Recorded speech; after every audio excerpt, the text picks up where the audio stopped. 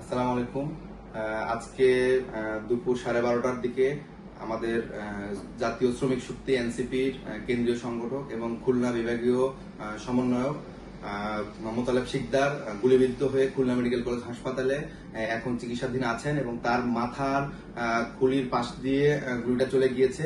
তবে তার অবস্থা এখনো খুব বেশি আশঙ্কাজনক না, সে কথা বলছেন, কিন্তু এখনো তার পুরোপুরি অ্যাসেসমেন্ট হয় নাই। তাকে সিটি স্ক্যান করা হবে এবং তার ডিটেল শারীরিক কন্ডিশন সম্পর্কে আমরা আপডেট দেব। আপনারা দেখছেন যে এই ফ্যাসিবাদী শক্তি একের পর এক আক্রমণ করছে।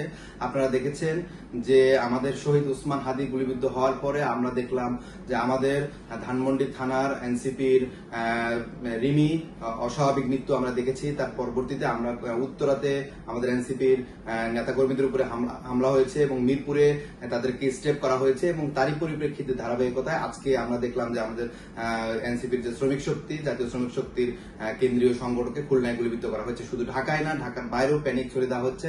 আপনারা সবাই সতর্ক থাকেন এবং আমরা বলতে চাই যে এই ফ্যাসিবাদী শক্তি বাংলাদেশে যতক্ষণ থাকবে ততক্ষণ পর্যন্ত একটা অস্থির পরিবেশ তৈরি করবে।